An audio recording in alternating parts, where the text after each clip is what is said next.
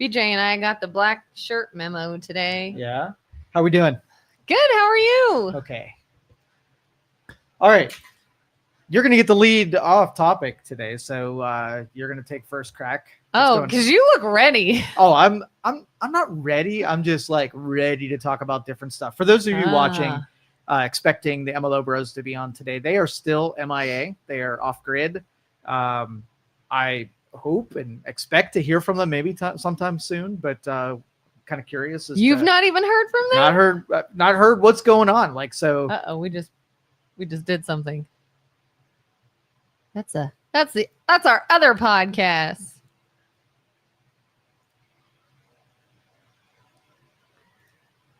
There we go. Better? What the heck happened? I don't know. Bumped something. All right. Bumped something.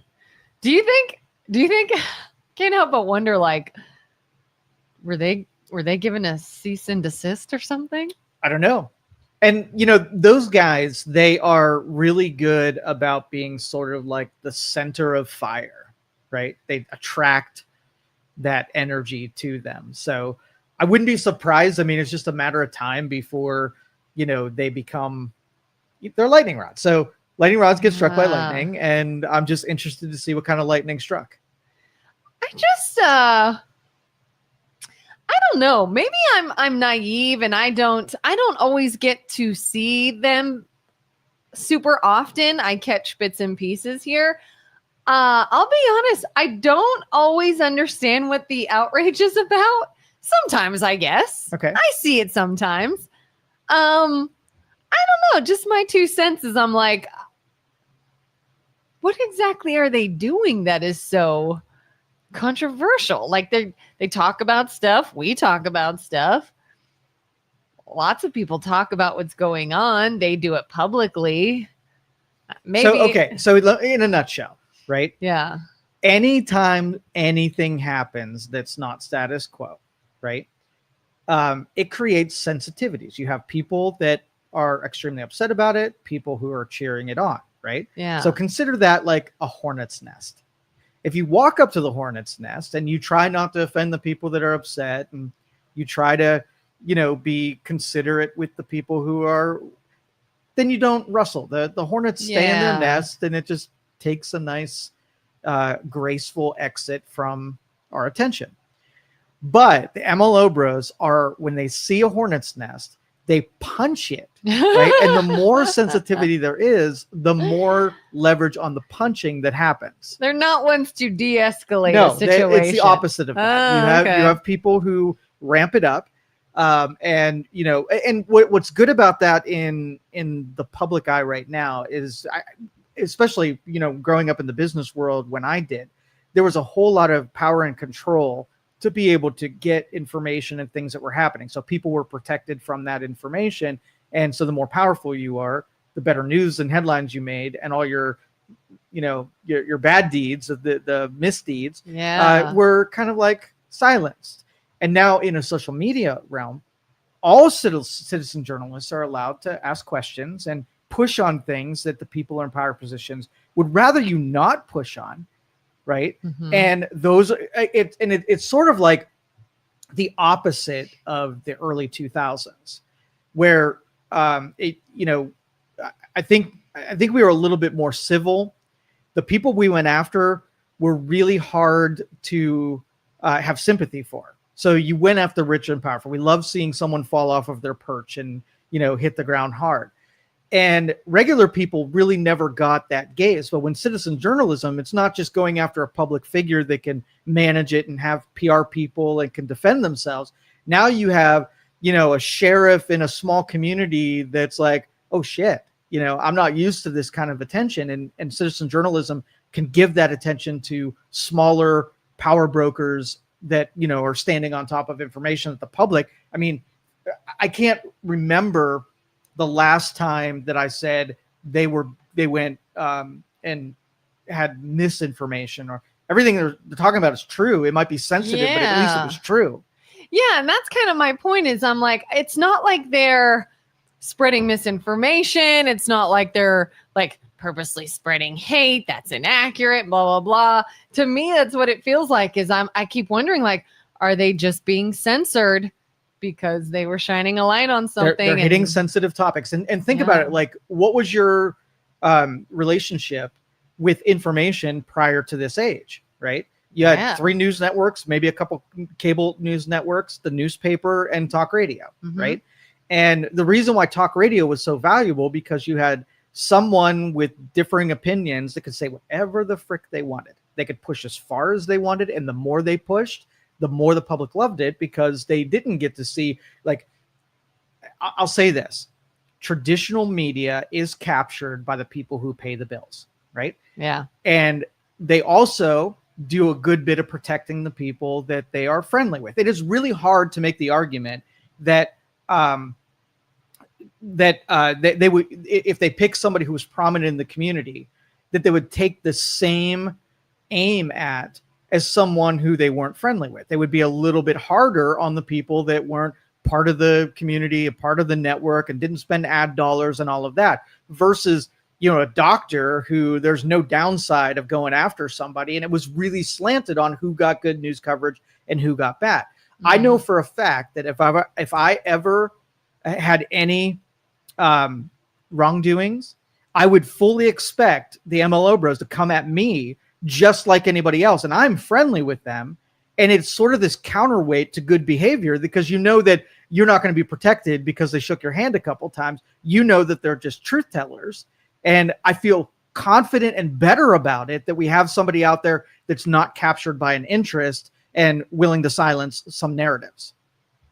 Yeah. I mean, I've even heard them say some probably non-flattering things about themselves. They do all the time. Yeah. That's as long as you're consistent in your approach. But if you had like the Jim Acosta deal, Jim Acosta was ruthless with every Republican president, right?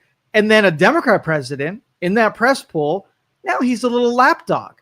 And that inconsistency is where I take somebody and I throw them out with the wastewater, because that, come on, you're just a fan. You're not a journalist. And you see that everywhere. I mean, to me, NBC, left, very hard pushing against the right. Fox News, they're right, hard pushing against the left. Like, where do we get information that is truthful and unbiased? There are very few. Name a reporter in our area that you can't tell their politics based on how they report things, or at least the editorial, the board, the people who put the stories together, that don't have a slant in this direction. I know one reporter, Gary Ricciuti.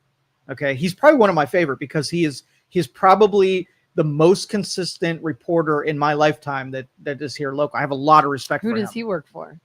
It's a good question. He might even be an independent now. Oh, but I think he was KBN. That's another interesting thing I've seen recently, are people that you see working for like a major news outlet that goes independent, that uses social media to drive their own brand, their own reporting. They're not really like... Well, they're really valuable, right? As soon as we started putting like eye candy on the news and it was more about the aesthetics instead of the integrity of the journalist, then it just became an entertainment network. And I like my news not to be filtered down through. I like to hear. I found a website over the weekend that basically was an aggregate news site. All right. And all they do is they post an example of pro and con for every news story. What this network's saying and what this network is saying. And then you as the reader can read both slants, mash the two together, and get sort of like an unbiased by default, or, by process. Yeah. I do that sometimes. There's a site I've used in the past when it's like an election year and I'm trying to figure out who I want to vote for, to make sure that I'm not like sort of allowing my bias to take over in any way. There's a site you can go to that just has issues and 2 ways to look at it. Like, here's the issue. This is what you'd be voting on. Some people feel this way. Some people feel this way. Where do you feel in that? And you just select your answers. And then it says, you look like you lean more to this person. You lean more to that person. Okay, I got a philosophical question for you. Okay. So do you think that there is a controlling cabal, right? Organized conspiring narrative writers on the information that's disseminated? Or do you think it's a natural consequence of just having people, like, for instance, women end up in teaching, right? Because they gravitate towards that. So we just have industries that are dominated by a certain type of person. So that it just ends up being like an accidental consequence of just those types of people being in lever controls. I feel like it might be a little both. I think there are some natural tendencies to gravitate to different things. And I also think there are people and organizations that use that and run with it, or maybe push a little to affect it. Or 100%, I think there are people, organizations, entities, whatever, that tries to control narratives, for sure. I think it's probably not difficult for them to do based on our own nature. What would you do? Something happens in your family that's embarrassing and you don't really want it to get out. If you had controls to be able to shorten the travel of that information, would you do it? Guess it depends on what it is. Like, if I could, like, say, we're nixing this. No, we can't let this get out. If you believe in the free flow of information, then even when it's directed at you, you believe that people should know about it because they should be able to take an honest opinion of you knowing all the information. But you know the information is going to blemish you, and you would rather people not know it. So would you use your controls of power to be able to throttle and minimize the exposure to things that are not going to be complimentary? If it's a human tendency in you, and I know your answer is yes, if you could control it. Probably would try. Of course, it's defense mechanism. My biggest fear there too would be, in this age of misinformation, my fear is that the info that comes out would be wrong or worse than what the actual situation is. Well, that's a different topic. Let me continue down this path. So if it's a human tendency to get defensive when it's you and your own, you'd probably be even more willing to do that for someone that you care about, protect them from that blemish, right? Yeah, that's what I'm picturing. As someone to me that's important, I'd be like, oh, we're gonna stifle this. Exactly. So if you would do it as a human being, and it's reasonable in your brain that you would want to protect yourself, if that's a human tendency, don't you think that if you were friendly, if you're a news anchor and someone who you really liked, you might take that paper and put it at the bottom of the pile, hoping that it didn't get out? You're a human and they're your friend, and it's not going to look good for them. I would understand someone who did that. Okay. Yeah. So you just multiply that by millions of people that have millions of different interests, and you can see how whatever makes it to the top was outside their ring of influence. So that was fodder that they were willing to take, and the stuff that they wanted to protect was closer to the bottom of the pile. And our founders sort of gave us the insight that says we got to protect what a government is from human tendencies. Not that everybody's going to always be virtuous and noble, but there's a correcting principle that washes that out. Well, starting with the labor movement up, right? What we did was we insulated people and gave them things like tenure. Right. Yeah. And we gave them sort of an arbitrary protection against people that were on our team. And rather than the regular market forces of society from being able to wash people out that are bad, like if somebody told a lie in Congress, you'd expect immediately they'd be washed out. It should be a rule. You lie, you're gone. Yeah. Right. That would be a correcting factor that you wouldn't have very many liars, because the consequence for lying in Congress would be you're no longer in Congress. Yeah, like it's so interesting that the positions of power or positions in this country we have that should be under the most scrutiny, that should be the example setters, are like the worst because they're untouchable. What do you do? And those, like I said, once we create so many, and the justifications are good, but I want the Wild West when it comes to misbehavior. So a judge gets a DUI, he's no longer a judge. A cop speeds and he's no longer a cop. If you do the thing that you have an authority on, then you should know, just like a bank teller robs a bank and you wouldn't want them to be a bank teller. It's because the only people that should be in those positions are ones that could take that baton and responsibly wield it. And if they're just as, failed as us, right, then they can't govern or rule us. There has to be a corrective mechanism that washes them out. And that's where the free flow of information helps us not lay down cover fire for the people that are on our team, but, totally alienate and isolate the people from the rest of us. Carter says, I believe people might think they are butting into areas that they don't belong for clicks to put their name out there. Well, yeah, that's what you do and what I do. Everybody wants okay, spoiler. This is the attention era, right? It's a very loud, flashy, take your attention. You've got 30 seconds. You got to do your elevator pitch every time. People who do not garner attention don't have a voice. So I like conversations, right? I love when people talk. Big advocate of Charlie Kirk because he brought people to the table and had really uncomfortable, awkward conversations that disagree with one another. Mm-hmm. And his motto was, when conversations stop, violence happens, right? Yep. It gets really bad when people stop talking. Things go bad when you don't talk, right. Yeah. And my motto is that you got to get used to hearing things that you disagree with and intelligently defending your position against them. More speech, not less speech. Yeah, you give your opponent time to speak. Yeah, as well. Yeah, so I don't think doing things for attention is necessarily something to be ashamed of. Yeah, and here's why. I've heard that quite a few times when it comes to the MLO bros. They're butting into an area they don't belong for clicks and to get their name out there. First of all, number one, what do you think every major news organization does? They butt into something, they get ratings from it, they make money from it. It's a business of shining light on attention, number one. It's not like that's a unique idea. It's not like if you believe they're doing that they're the only ones. Number two, why don't they belong? Why is that none of their business? Again, the sensitivity that you coming into an area and someone says, I don't want your voice in this area, that's where you F up. Because I think everyone needs, if you have an opinion, right? Yeah. Throw it out there and let it be debated. Let it be combated.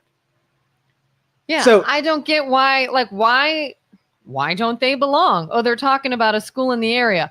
A school in the area in which they live, they don't belong? All right, so every post on social media, you post in a bikini. Did you do it for clicks? You post your kid first day of kindergarten. Did you do it for clicks? You put a pithy statement or something humorous. Did you do it for clicks? So literally everybody who participates in social media does it for clicks and attention. Yeah. And I bet you anybody who says that, and I'm not ragging on you, Carter. I'm talking about other people that have said certain things similar. Like, you do it too. That's what I'm saying. Like, I don't understand how we can be so hypocritical and inconsistent when somehow when that guy does the same thing you probably did the freaking this morning. Yeah. Right? Somehow that one is not as good as the one that you did. Yeah. Do you have an influencer you follow? Is there a podcast you listen to all the time? Is there a favorite show on TV you watch all the time? That's okay. Do you turn on the news when you get home or in the morning? Do you read the newspaper? That's okay. But someone else giving information out. The thing is, like, we don't live in a homogenous culture, right? And so you do have my flavor of getting people to the table, which is an intellectual debate about it, really delving into the details of it and having more philosophical approach. Well, they're different. The MLO bros punch things and really get entropy started. It is more effective in this deal to do things the way that they do rather than the way that I do. I'm not going to try to become them, and they're not trying to become me. They have an audience that really, is hungry for that kind of content. So I'm not going to say because they're different than me, so then somehow they need to be more like me, right? Both in the marketplace are required and necessary. And there's downsides. To be like them, I could list on a piece of paper all of the consequences for behaving the way that they do. And I can list on the same piece of paper the consequences of doing things how I do. And I think both of us are necessary in the marketplace. And it is so interesting in our culture that when you see something you don't like or disagree with, you are their most active interactor. You know, like how many times do people who don't like MLO Bros comment, write in, call in, say stuff, interact with them? Same with anyone. I mean, we post stuff on YouTube and TikTok, and there's a lot of times people will take time out of their day to write something on our videos that they don't like.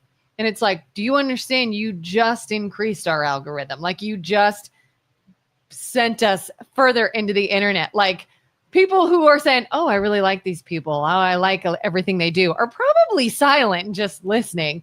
And the haters about something, it's like you're the one that's creating their platform to begin with. Exactly. That is what social media algorithms feed.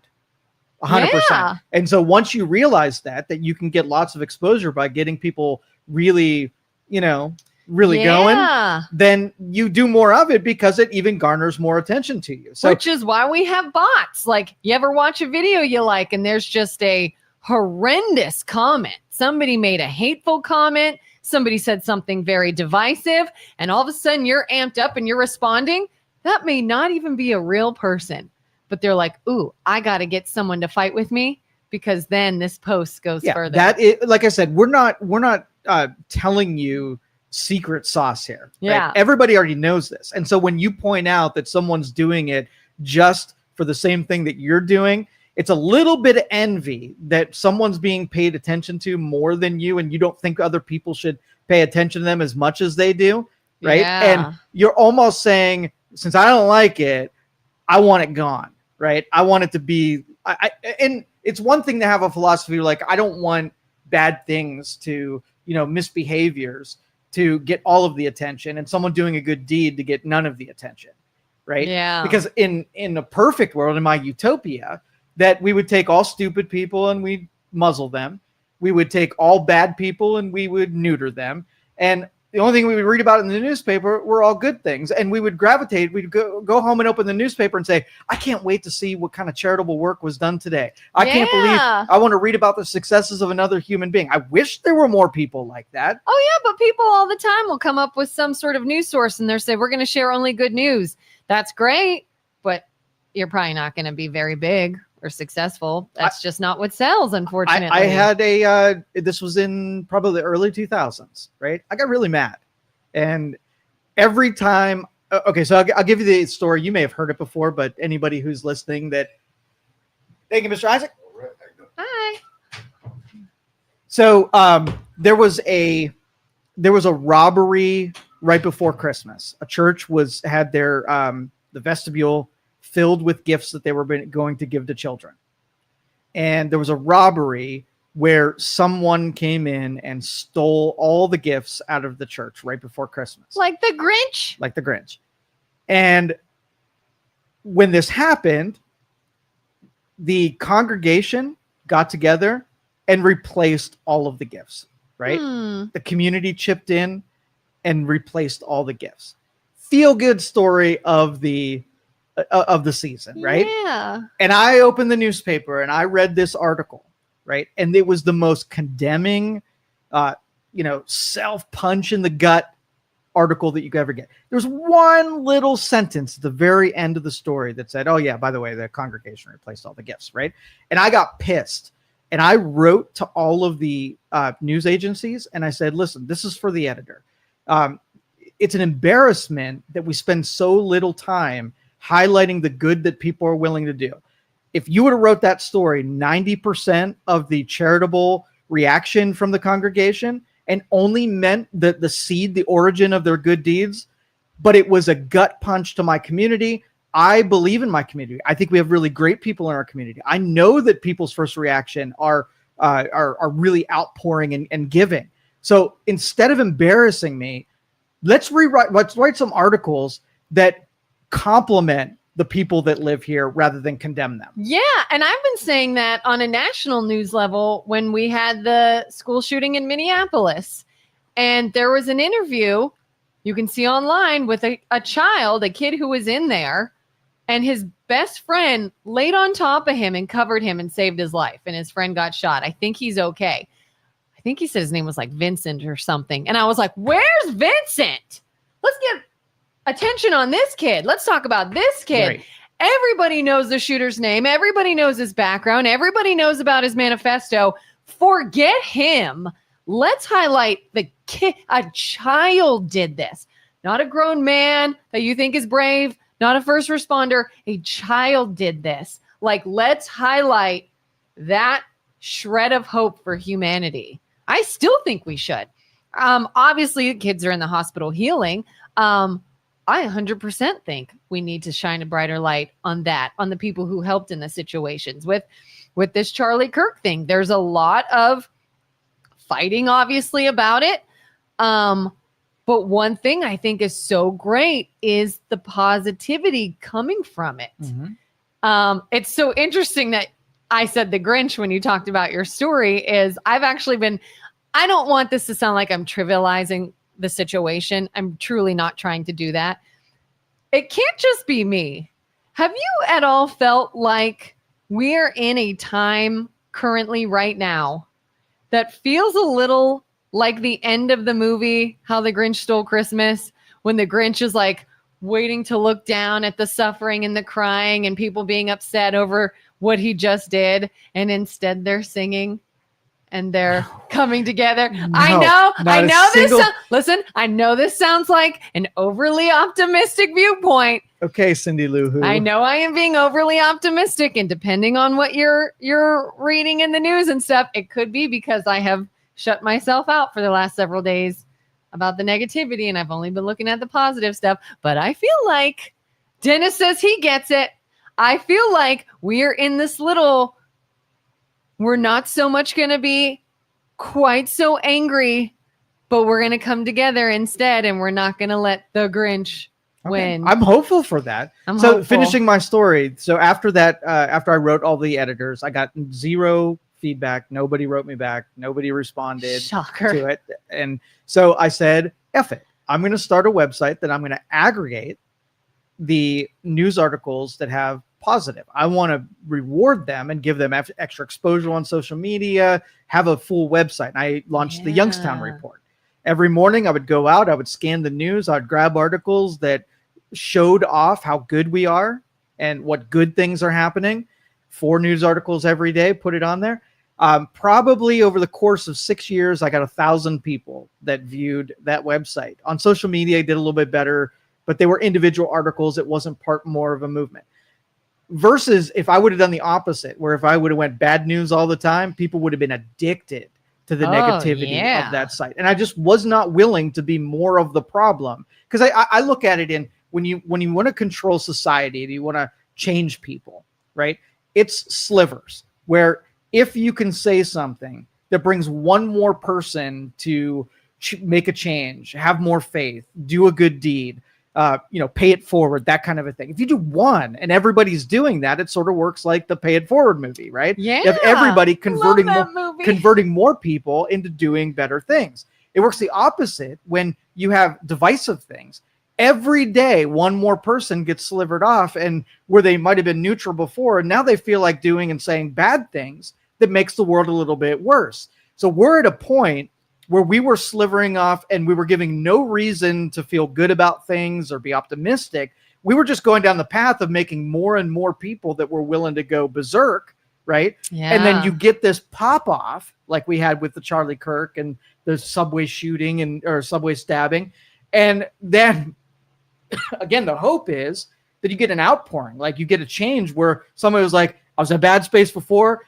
This thing snapped me to attention. I'm going to go to church and dedicate my life to something. So we have the opportunity for more of that to happen, but it's got to have bigger trajectory. It's got to be more of a movement towards something. And so long that the politics kind of pulls us back to the, hey, lower the temperature and be nice to people. And let's remember Charlie for this and let's spread this, whatever. And it's only going to be a matter of time before outrage switches flip enough until all those moderate people that were halfway flirting with doing better deeds, get jaded again and come right back to the deal where they were before. They're upset about that. This will wane, just like 9/11 waned, all of those other opportunities.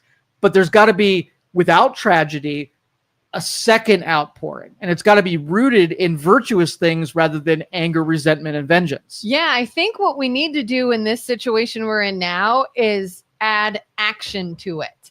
Don't just lower the temperature, watch what you say, think about things differently. No, actually act on it. Actually do something. And it sounds trivial and it sounds small, the whole like pay it forward thing where like people pay for each other's coffee in a coffee line or something. I've actually thought there's a business in Struthers that has a digital sign out front, and it has their business name, and then it keeps flashing to a picture of Charlie Kirk, and it says rest in peace. And it's a business that I honestly don't use. They sell things I just don't use. But I'm like, there's got to be something in there I can go buy, something. And I want to go in there and just be like, I really appreciate your sign out front, and I want to give you some business. You know, like something little that shows somebody, oh, there's goodness, there's caring, there's action, and then do it somewhere else and do it somewhere else. And, you know, I feel like it is starting with this movement, either back to church or whatever that looks like for you.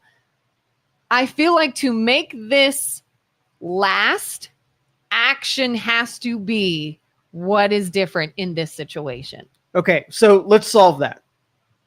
So at the end of every year, everybody gets the idea they're going to make their life better and they're going to get a gym membership, right? Yeah. Right? Because they are filled with emotion, they're inspired, their daily routine changes, and they're like, I'm flooded with positive emotions of making myself better. What percentage of people by the time March hits are no longer flooded with chemicals? They get back to their regular routine. Now they're looking out for things that are other than making themselves better. It wanes, and then they give up on whatever. What would it take then if you were in that position? If you could say, hey, you're going to do this. You're going to be fired up. You're going to go do it for a little while. You're going to not see, great fast results like you did on the very beginning. Now you got to stick with it. What advice would you give you when it comes March to do something or say something or be something that will keep you going to the gym? A support system. I think support systems are important. I'm in one now. I started last October working out with this trainer and making sure that I'm working out with weights and getting information about eating better. And it's a community of women all doing this together. And there's a whole Facebook page for it. And you can talk to the trainer and people hype each other up and people share information. It's like this whole community of these like-minded people all trying to do it. And I think that can be beneficial for people. So maybe we should invent an institution, right? That you go to once a week, maybe on Sundays. So I'll pick Sunday. Sunday might be a good day. Yeah, like and it's a community of people, and they have the ideas and principles to take yourself out of it, work on community, remind you of the things that you already know, give stories of philosophy about why you should do these things and how you should do these things, keep you accountable along the way, have people that are further along in the journey, have people that are just getting started, and be there for one another. And you meet every week just as a reminder of what things you should probably already know, which is pretty common sense, but as a reinforcement. Yeah. Let's invent that. That's a good idea. I can't believe somebody hasn't already thought of that. Yeah. But it's good for human beings. It is. I'm almost certain of it. And another thing that, they're sort of always talking about in this workout community is this idea of motivation versus discipline. Our motivation right now, our high emotions will start to calm down. Yes. Around March. So that's when discipline kicks in. Mm-hmm. I made a commitment back when I was motivated, when I was understanding how important this was. And even though I no longer feel as jazzed about it, I have to still keep doing it. That's discipline. Like you do it and then your motivation will return. Well, in business, we write a mission statement when we start a company as to why the heck we did it in the first place. You get 2 years deep in a company and you get hung up on like all of the things that exist now. It's helpful to go back and read why you started in the beginning. And then there might be some stuff that you went off grid and the marketplace took you in that direction, but doesn't support why you started doing it in the first place. So on on New Year's, if you're like, why did I want to do this in the first place? I want to be able to walk up steps without being exhausted. I don't want to get sick all the time. I want to be able to go outside and play with my kid, right? Yeah. And I wrote those things down. And then in March, when you read that, you're like, oh, okay, this is why I did this. And look how far I've come. I've gotten better at that, but there's still way more to do. And that's almost like you can only, even if you didn't have the community, you can be held accountable to the sticky notes that are on your monitor, reminding you why it is that you started doing the thing in the first place. And then you start to just become the better person. Like, have you ever done something that you truly in the moment, you didn't feel like doing, but you're like, but that's what you do. That's the right thing to do. Right. You know, and it could be something small. I remember being somewhere one time and there's a piece of garbage by wherever I was walking in. I don't want to touch the garbage. I don't want to do that. I just want to go in and go out. And I was just like, it's the right thing to do. And I picked it up and threw it away and washed my hands. That is a very minute example of what this could become. If we all just went, the motivation, the gung-ho-ness may have faded, but we can still be the people that do what's right because we've been disciplined to be that way. Okay, so we got three things. We got discipline. We've got the purpose and motivation, and we've got accountability. These seem like concepts, that I'm inventing or just came like, new crazy idea. New crazy idea of keeping civilization glued together by having discipline, responsibility, accountability. Yeah. Ooh, Julie, I feel like you'll have something to say on this. It annoys me when a celebrity or sports figure says something and they are told to shut up and dribble. I feel like you're the one who would say shut up and dribble. Yeah. Or like if an actor uses an award show to speak out on something and you're like, just make a movie and be quiet. Okay, so have you ever watched a show and in the show they start talking about something that you know a lot about, and that show gets it wrong like a boomer who maybe had a consultant that gave him the Cliff's Notes? Yeah. Okay. So when I want someone's opinion, I want someone who's an authority and has expertise in what that content. I'm watching a show right now, Blind Spot. Okay. That sounds familiar. They do a ton of tech stuff, quantum computers and hacking and whatever.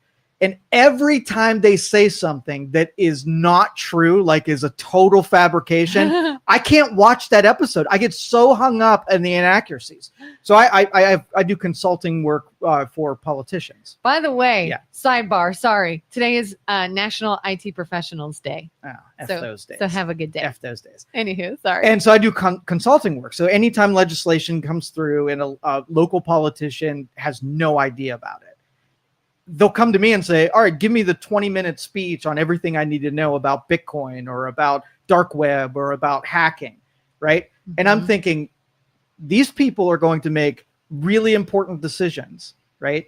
And I feel like you go to grandpa's house and you teach him how to use the VCR. You might give him all the real information, but the context and the ability really is not in that person. I should be making that decision. Like, you should be able to have a proxy vote where you bring in an expert and the expert actually comes and makes the decision because you're too stupid to make the decision. Yeah. So do I want to hear what LeBron James says something about social, right? Anything in social activism? No, I want you to dribble. I watch you and pay attention to you for one reason. I don't care what music you listen to. I don't care what shoes you wear. I don't care. You throw the ball in the hoop and you guard someone, right? You put up a defense against someone. That's why I watch. I don't give two shits about if I wanted social activism, I'd go to someone who I trust and authority on the deal. And that's it. Just like I wouldn't go to the actor that's on Blind Spot and ask them about the quantum bullshit that they just threw out on their show. I wouldn't ask that because they're talking out of their ass and I don't want to hear. So your thing isn't even just don't do it on the stage in which you're performing. Like if you're an actor, don't do it during an award show. If you're if you're an athlete, don't do in an interview about that. What if they do it on the side? What if they have their own podcast? Yeah, if they're an expert with authority and they're not just using their platform to leverage some propaganda against all the mindless drones who will do what they say because they don't know any better. That's what the one thing you notice about the Charlie Kirk. Most of this evil is a bunch of dumb people who can't even wage a debate or argument about what they even think they believe in, because all they've been done is they've been droned through the people they pay attention to, who are also mind-numb dummies out there. So yeah, if your political philosophies were engineered by LeBron James's and a rap artist or a race car driver or whatever, you're in really bad shape, and you won't be able to sit across from me and hold your own because you're too stupid to even have the opinion. What if it's an athlete, actor, what have you? That is their job. That is their main craft. But they also have a background in international affairs. You have expertise, right? You actually put the time in to speak intelligently about something. Cool. That means if I challenge you on it, you're not going to sound like, an idiot when you defend your position. Like if it comes across to me as, hey, you said you don't like this. Can you tell me why? If it sounds a whole lot like, it's because I'm a basketball player and a bunch of people listen to me. Like if that's your answer, yeah, you're not going to sit across from me and have a philosophical debate about it. Yeah. I was just telling someone the other day, I said, I refuse anymore to get into a discussion or debate with anyone that can't tell me what their opposing view is. Like when I hear someone say, oh, I don't like, we'll just say RFK, like, oh, RFK said this, that's terrible. And I go, why did he say that? What? And I said, why? Why did he say that? Well, I don't know. Well, then we have no discussion here. Like, I can tell you why you feel that way. I can point out things you've seen that say, oh, I get it. I get why you feel that way because you saw this, this, and this, and that makes you feel this way, and you probably think such and such. Yeah. Why do I disagree? Why do I say this? Well, I don't know. Well, then what are we doing here? Bunch of idiots. So now if singers and athletes want to use their platform to say things like don't do drugs, work on your weight and whatever, fine. Okay. Because that's common knowledge, and you've leveraged your platform that may have some kind of result where somebody gets healthier or somebody doesn't get in destructive behavior. If they can say, fine, I'm at a level of success in my field. Don't do that. All the things that you can tackle using your celebrity status, and you pick the one that creates division, and you weren't even smart about it or had a position that would hold up the scrutiny. Come on. Oh, there's some comments above. We got to go up. Okay. Keep going.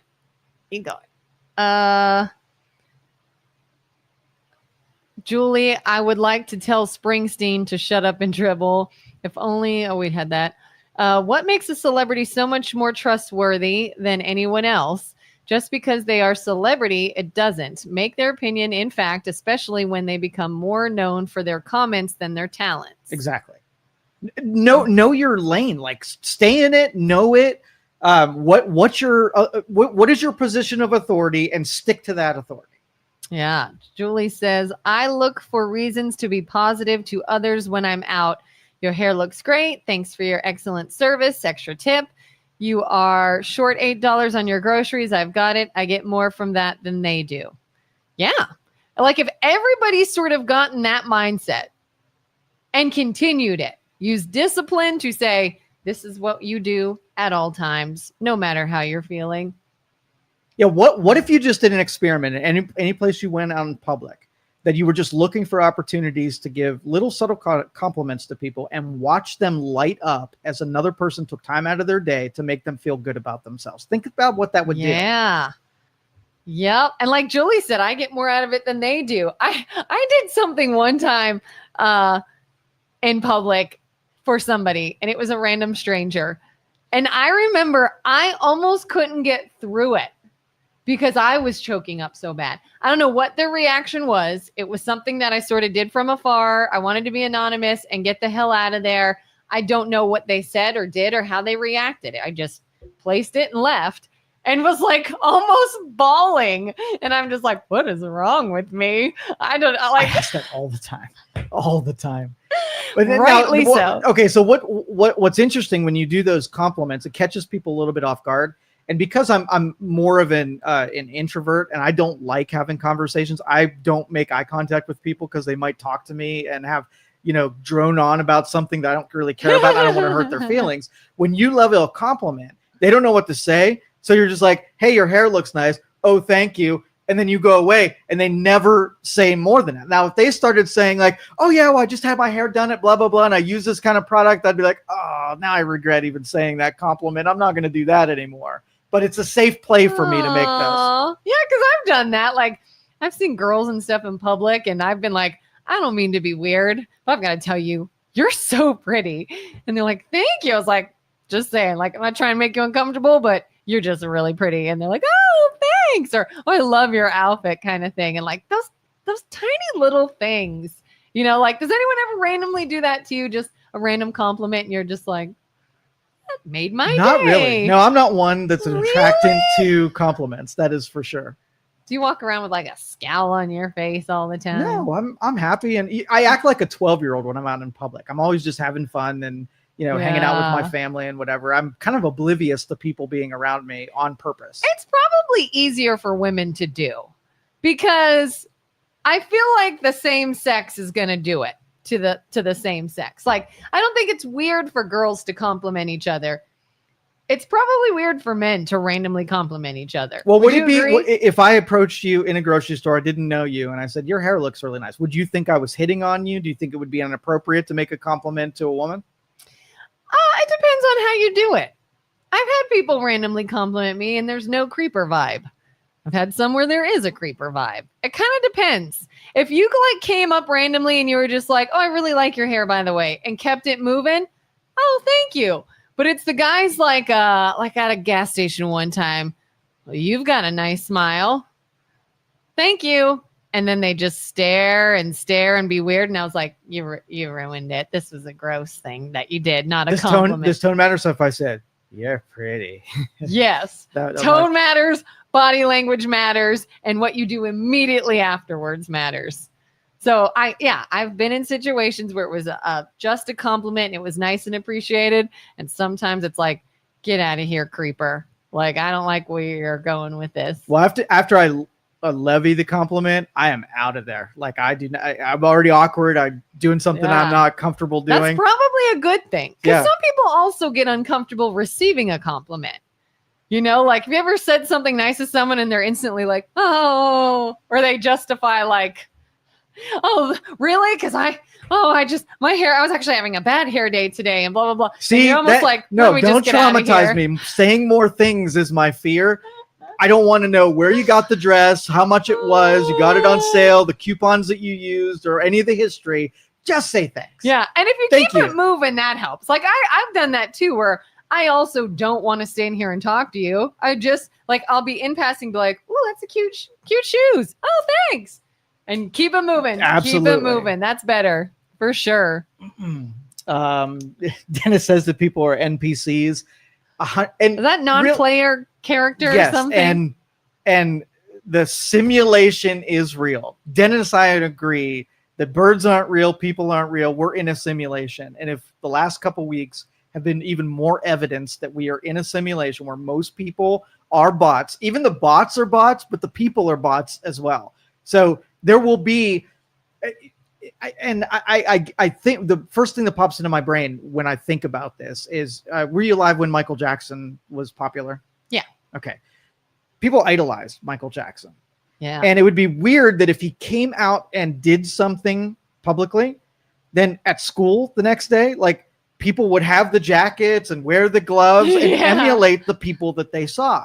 And so and that kind of thing, when your hero or the person you idolize says something, you immediately adopt it, not because they're authority. You just did the thing. That jacket on anybody other than Michael Jackson looked absolutely freaking terrible. You looked like a goof, but nobody shamed those people and said, dude, let Michael pull this one off. This isn't about you. Yeah. It's about Michael. Someone like that. What? I'm just picturing people in the Michael Jackson. Yeah, you remember that era? And the black shoes and white socks like he had. And don't do it. Yeah. Don't do it. Someone like Al Franken, who had political background as well as being an actor and comedian. I'm fascinated because of the overlap on skill sets. If you can be an actor right? And then you can get into politics. What's the common thread between those two things? Pretending, acting, playing a role, a role, being able to lie and take your personal beliefs and distance them by doing the role and not feeling any way about it. Becoming believable and making people believe something. Fascinated. Wasn't Ronald Reagan an actor? He was. Arnold Schwarzenegger, Al Franken, lots of actors, lots of entertainers. Zelensky. He was a comedian. Am I saying that right? Vladimir Zelensky. Yeah. He was a comedian? He was a comedian, yeah. Oh, that's interesting. And what I hear, he was not a very good comedian. Oh, yeah. That's a shame.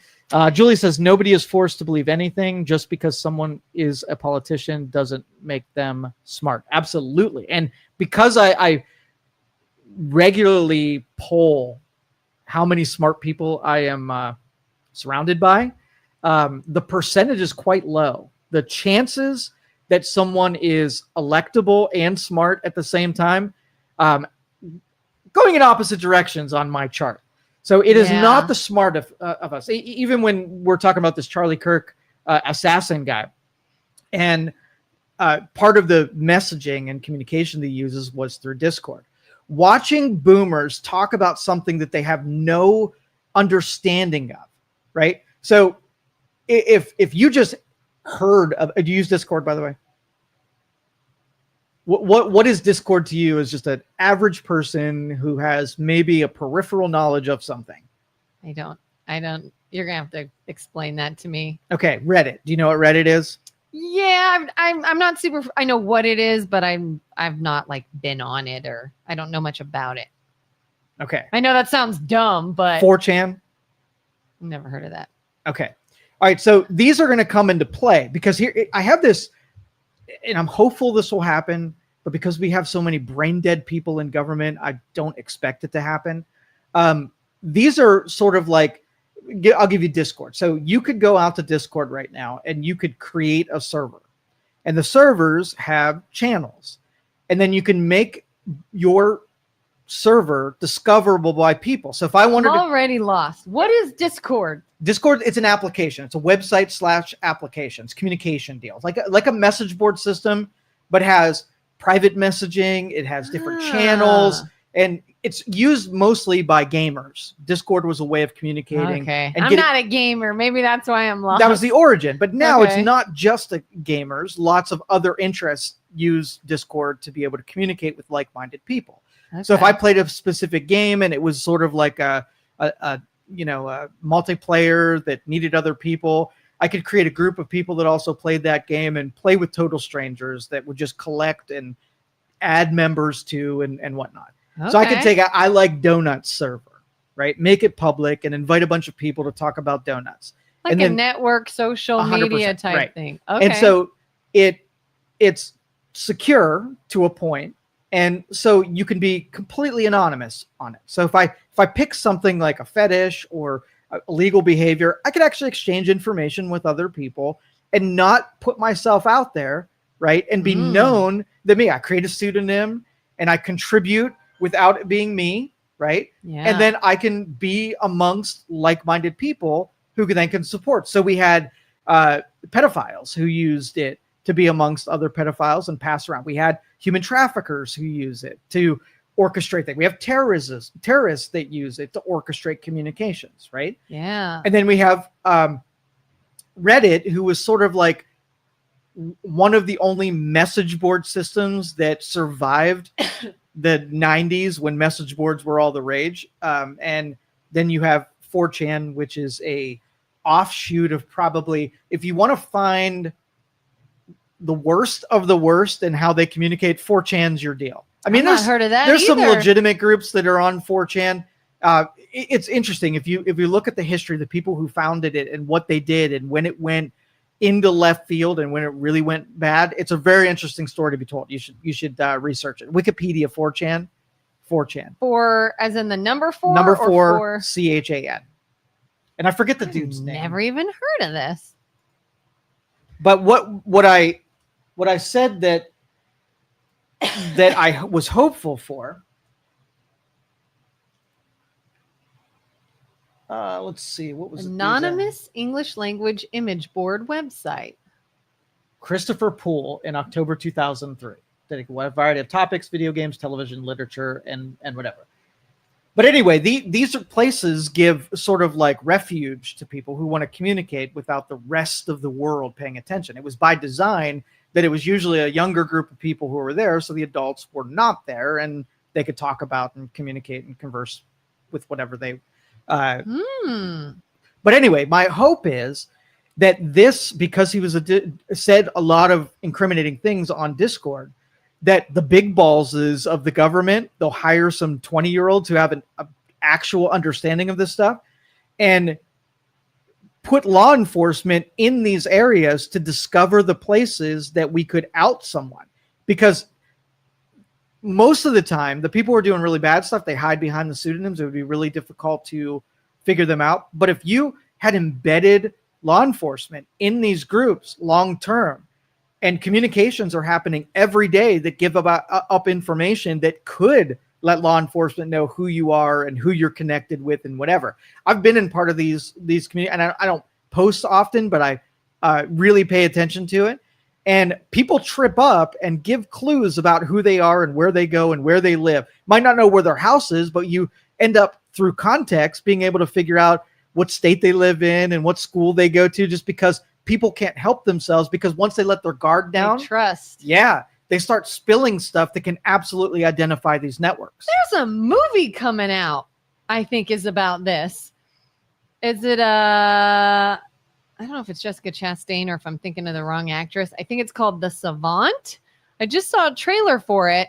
This woman acts as her job, I guess, is part of the government, and she foils terrorist plots and plans that people are trying to come up with to publicly harm others. And she's like interacting with people online as like a law enforcement type thing to foil evil plans and I'm stuff. going to hate that show because it's going to be blind spot, because that's what they do. Yeah. But they don't know their tech well enough to tell the story so that I'll believe that you could do that in the time that you did it. Oh. You got to see Savant. I just saw the trailer for please it. Don't make and me then do this Ryan Gosling movie coming out. It'd be interesting to see your take on it, where he's like humanity's last hope about going into space and saving the earth against something. Okay. I don't know. Julie says nobody is forced to believe anything. That's because someone is a politician doesn't make that. Oh, I read that one already. But Carter says Julie is very smart and sweet.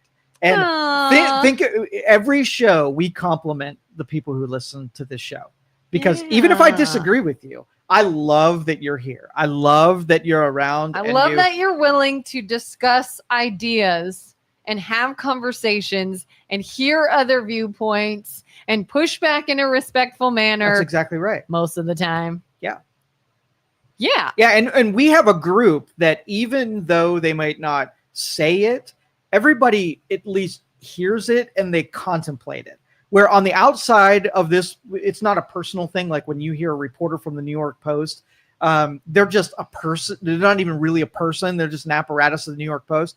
But when you know it's Joe and it's Kellen, you're human beings, right? Yeah. And I know Julie is a human being that calls radio stations and listens in. And I know Carter is a human being that does X, Y, Z. We've taken it that instead of just being, transactional and you're just a commodity human being, that's a real person that's on the other side of this conversation. Yeah. So I talk differently about a Julie and a Carter than I would about someone that I will never meet and don't know, and you're just a reporter. Yeah. Maybe I kind of feel that way about the MLO bros. Like, I don't know them well, but I know them, and it's like people can get, so amped up about it. And I was like, it's just Luke and Isaac, like it's almost like when you personalize somebody, it makes it a little harder to hate them, I think, sometimes. And we miss that aspect of humanity. There's an episode of Grey's Anatomy from years and years ago. I haven't even seen the show in years, but I used to watch it. And there was a gunman in the hospital. He was some distraught husband whose wife had died in the hospital, and he was angry.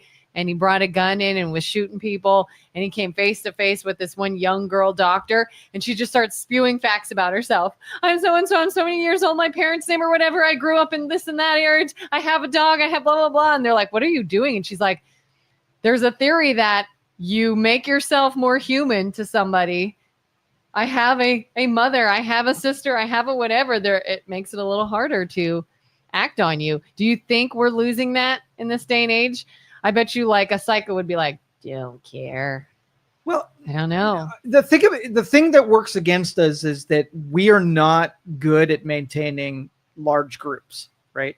We're really good at less than 100 people that you even know, care about, and watch. So if you're going to pick only 100 inventory of someone that you know, someone you've extended relationships that they know you, you know them, you got to be really discriminating about who you let into that group.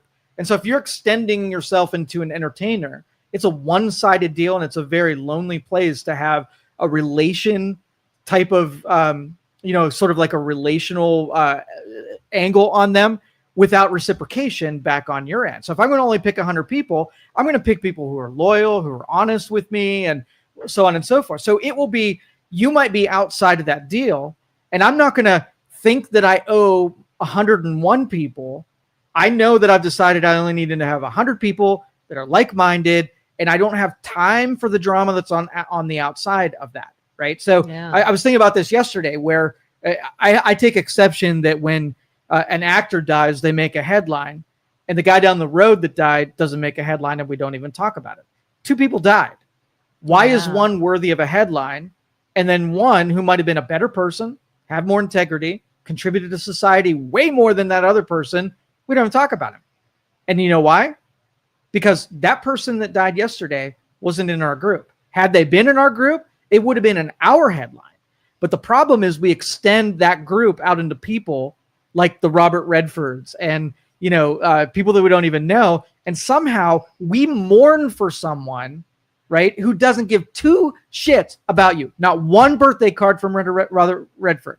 If I died, none of people in his circle would know who I am. So it would be one-sided reciprocal. So I approve that I will romance the people in that 100, and that's as far as I go. So I'm not dead to the fact that Robert Redford, and it's not that I don't care about it. I decide that he's really not in my circle, and I'm going to save my emotional and my outpouring and my support for the people that are in my circle because they deserve it most. So would you, God forbid, if something happened to Elon Musk, would you mourn him? No, I think it would be a tragedy just like every other deal, but he's not my friend. He's not coming to my birthday parties. He's not in support of my family. You know what's so weird about that? I never met Charlie Kirk. I don't personally know Charlie Kirk. I've probably only known who he even was for the last year, maybe. I was so sad. I bawled immediately when the news broke. I was in tears for days. I still think about him all the time. I feel for his family. My heart just breaks when I see videos of him and his kids. What is it? All right, well, let's talk about the psychological switch that flips. Okay, let's just say that you were walking into a place and some guy was smoking a cigarette, and you're like, hey, you got a cigarette, bum a cigarette, have a little conversation, right? Just 2 people talking. What if somebody said as you were walking up, see that guy over there? That's whatever, the famous blah, blah, blah. Now, when you walk up to that person without knowing that they were famous, it's a different interaction. Now, all of a sudden, you know they're famous. Do you talk to them different? Do you say different things to them? Or does it the exact same interaction? I feel like I've been in a situation similar where somebody was like, oh, that's so-and-so. I was like, I don't know who that is. Well, if you did, if you had a connection and knew after the fact, knew that what they were, would you talk to them differently? I don't know. Maybe. Most of us would.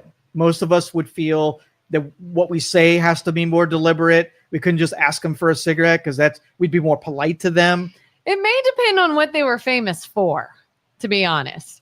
If I found out they're a famous actor or whatever, I would probably find that very cool. And I would maybe be more enamored. If it were like, oh, it's a famous BMX star, I'd be like, I don't care. Like, oh, they're famous for, they developed this program in IT that blah, blah, blah. And I would just be like, okay. Like, to me, it would probably be, can I relate the to point is that if you didn't recognize them, you would talk them one way. If they were important to you as a celebrity and you knew who they were, you would definitely talk to them in a different way. Oh, yeah. Probably. What about that, though? Why would you do that? What changes? What switches flip that say, because I know they're famous, that I'm going to treat them differently? I think I would just think, oh, wow, here's somebody that has done really cool things and they're very successful and I want to know more about them and I want to know what went into this and how cool I get a chance to meet them when not everybody does. And yeah. Like, I feel like I have a story to tell that I've experienced something not everyone has. Like, I mean, I've done that like many, many years ago. A job in radio I had allowed me to go to this rodeo out in Auburn, and I got to meet Blake Shelton. And I have a picture with Blake Shelton. And everyone's like, oh my God, it's so cool. You got to meet Blake Shelton. And then I say, do you realize that whole interaction was maybe 5 seconds? Maybe. It was just, walk up. I said, it's so nice to meet you. Oh, it's nice to meet you too, sweetie. Picture, and you walk off. I'm not kidding, seconds. And everyone's like, but that's so, and I'm just like, it was cool. It was cool. I said a word to him. He said words back to me. Why was it cool? Give me, this is the deal. Yeah, and I would not even say I'm an enormous Blake Shelton fan. I like him, but I'm not like a diehard fan by any means. And I met a celebrity. That's what I'm saying. That right there is why the celebrities take advantage of their platform, is because they know it will resonate with people who will remember a 5-second interaction once you know that they're that person, and they'll treat it differently. You'll throw on the Michael Jackson. It'll be emotional experience for you, and you'll cherish it. For me, like, I'll try to avoid talking to a regular person, and I'll also try to avoid talking to a famous person. And I think what it is, I had a couple times where I got to walk around a city with a couple of famous people, right? And I got to watch, like, I was more interested to see how they dealt with being recognized and dealing with people who behaved weirdly when they were around. And I mean, they hat and sunglassed it up as much as they possibly can to be noticed. And they were so appreciative that everybody just left them alone. Nobody really paid attention. And I don't know if their disguises just made it better. And then they could just behave normally. But the minute that one person recognized them, everything about them changed, because now it wasn't a bunch of regular people who were there having dinner with. It was a bunch of fanatical people who all of a sudden start acting and behaving so off in left field that it made them uncomfortable. There's a restaurant down in the town where we used to live in Georgia. And my husband and I were eating dinner and saw Jeff Foxworthy. And we kept looking. We're like, is that? And we asked our server, is that Jeff Foxworthy? And they're like, yeah, he actually doesn't live too far from here. His daughter goes to school near here. And so he comes to town every so often and visits.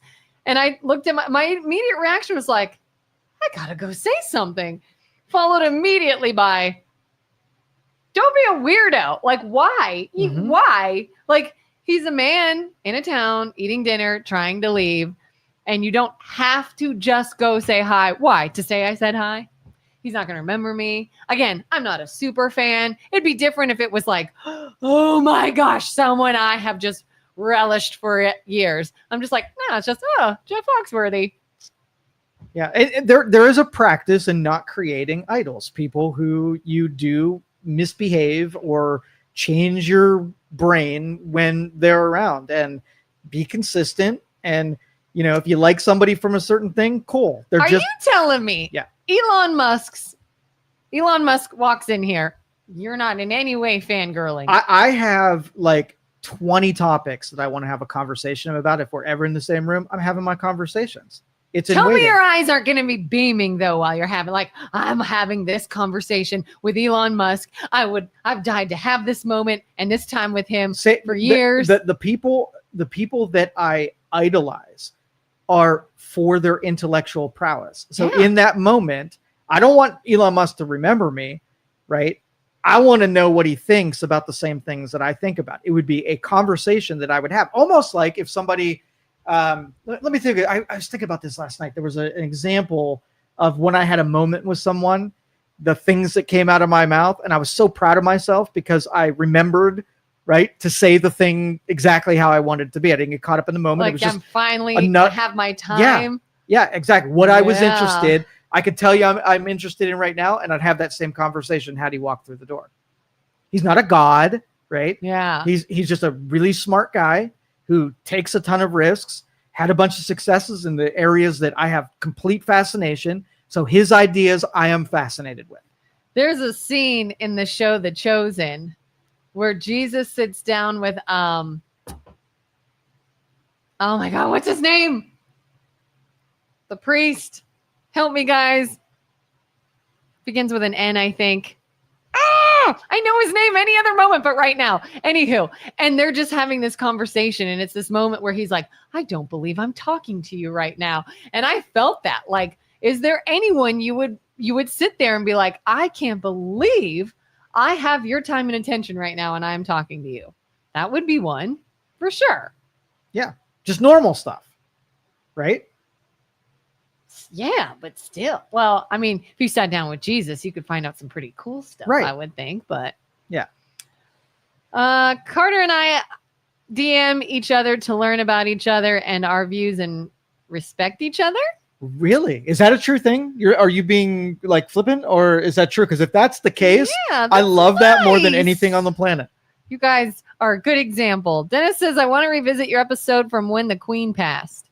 Queen. Why? What happened there, Dennis? I don't know. I don't know. Were you idolizing the Queen? I don't know anything about the Queen. I don't know. Julie says, Charlie Kirk was not in my circle, but I'm told how to mourn for him and the words I can use about him in fear of retribution. Listen, I've been dead silent on social media, right, about this deal. I've said absolutely nothing. No one's forcing anybody to mourn. There's only one objection that anybody has. Celebrating the demise of somebody who you disagree with. Yeah. And really, let's just say I said, okay, my father passed away, right? You as just a person that doesn't know me or my father, there's going to be acceptable things, right? And pretty much if you don't have anything to add, shutting up would be your best strategy. Saying, well, your dad was a derelict gambler, right? Is that the time to share your opposition to my dad's gambling habit? Probably not the case. I'm saddened. I'm mourning. All you have to do is either shut up or say, hey, I'm sorry. I didn't know your dad, but I'm sorry you're in mourning. And that's the only issue people have. If you're not like on the side of, I am grieving over Charlie Kirk. I was a Charlie Kirk fan. This is so sad to me. If that's not you, that is totally okay. I know a lot of people that are like, I didn't even know. I've never heard his name. I didn't know who he was until this happened. That's fine. The anger comes from the people openly celebrating and being happy about his death. Obviously, that's not gonna go over well. If you publicly state that. And that's what I'm saying. Like, this is criticizing Charlie is not an expression of mourning, right? Yeah. And so telling you how to mourn, right? Okay, Jolie, tell me an example of how you were expressing mourning that was being criticized by something else. Give me that example. Give me the quote of it, and I'll see if it's really mourning or you just capitalized on some crisis that somebody else was experiencing or sad about, and you took that opportunity to level them in that moment. And that is just bad morals to hit somebody when they're experiencing. Another thing that just, it irks me when I read it.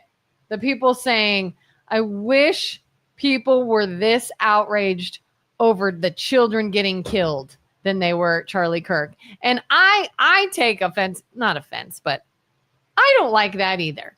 Because number one, a lot of us were equally as distraught when the kids were hurt. It's not one or the other. I can feel bad about that situation and this situation. Mm-hmm. So you're wrong in thinking that somebody or everybody made a bigger deal about one than the other. He was just very high profile, so you're seeing more content about it. Don't tell someone else that they also didn't feel terrible for the other situation. Number one. Number two, well, you don't get to tell someone how to feel about it. You don't get to say, you should be more upset about that than this. Like, sorry, you can't control how someone else feels about a situation. Well, I don't like those passive aggressive checkmates that they think they are. You're being an asshole when you say something like that. Yeah. So if the real question, like if you're dancing around, I'm going to come to you and say, hey, are you sad that Charlie Kirk is dead? And you say, yes, I'm sad that Charlie Kirk is dead. And then I say, hey, are you also sad that a kid was killed in a school shooting? Yes, I'm very sad that a kid got. Now you've got your answer. Yeah. Am I both sad on two different things? Now you have your answer. But I want to accuse you of being sad about one and not the other without just asking you and finding out if that's the case, because it carries social weight to make an accusation that you can't even defend yourself. Yeah. You know what that says to me? You don't understand. You don't know what's going on. You're just being an asshole. You're That's all that is. You're just trying to start a fight. You're trying to justify your feelings and behavior. You're being an asshole, and you're picking a moment that's sensitive to another person. And because you can't sit on what your emotions are telling you to do, you act like an asshole and use words that are hurtful to somebody else. That's just you being an asshole. Doesn't solve anything. Like if it were really a activist message and you were like, hey, you know what? We added all of this energy into the Charlie Kirk assassination. Let's add some energy over to school shootings, right? Mm-hmm. Cool messaging. I'm totally there with you. Sometimes things that are more dense, like the Charlie Kirk thing, get way more attention than the school shooting thing. Great. That is a fair, that's a fair argument. Yeah. And maybe that will make me and inspire me to take some of my emphasis and move it over here where this just needs as much of my sympathy as the Charlie Kirk thing. That's reasonable. And I wouldn't call you an asshole if you said that. Yeah. There is an observation that you can make, but yeah, certain things you say are just being ridiculous. Maybe Nikola Tesla. Yes, maybe Nikola Tesla. All right. Nikola Tesla would be another conversation. Oh, no, I would not. I don't idolize Nikola Tesla. I wouldn't be in fangirl mode. I wouldn't get his autograph. I wouldn't get a picture with him, but we would be talking about his imagination controls. And you wouldn't at all be like, oh my God, no, it's Nikola Tesla. I don't behave that way. Yeah. I would jump on every behavior and thought are two different things. No, I would say, tell me you won't think. I would say I'm in front. Like, okay, you go to the library and there's a book of all the secrets of the universe, right? Yeah. All the secrets of the universe. When you go up to that book, you wouldn't waste time being excited about being in front of the book. You take the opportunity to get the secrets you've been longing for if you would just be in front of that book. That would be how I would act in front of Nikola Tesla and Elon Musk. Nikola Tesla was dining at a restaurant you happened to be at. Would you go over and be like, I have to take this opportunity to get the knowledge I have been longing for from you? I would say, I see you're eating dinner. Would you mind either now I have a couple of questions for you, or maybe at a later time I have a couple of questions for you? Would you be willing to do either of those two things? Yes or no? So what's the difference of me going up to a celebrity and being like, I see you're eating dinner. Would you mind that I interact with you now or later? I would say a smart person is going to say, what's the purpose of this? And me wanting to absorb some knowledge from two of the greatest thinkers of all of human history, that would be my purpose, is I want to garner some of that knowledge. What's the purpose of taking a selfie? So I could show off to my friends that I took a selfie with a famous person. Not the same thing. If it's like, I've looked up to you for years. I think you're extremely talented. I value what you do. And I want to let you know that.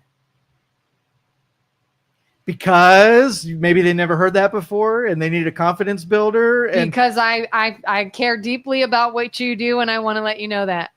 Yeah, less purpose.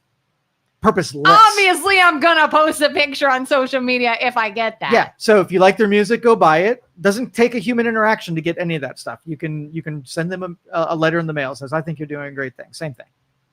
The purpose is that an idol was in front of you and you wanted to be in the you same could take a selfie with Nikola Tesla. Would you put it on social media? I'm not taking a selfie with Nikola Tesla. You liar. I would not take I would not. If I said, Joe, get in for a picture with Nikola Now, Tesla, I would take a picture of him only because I thought he was dead all this time, and how the dude is this live. Zombie! Yes, that would be picture worthy. That would be impressive. Yeah.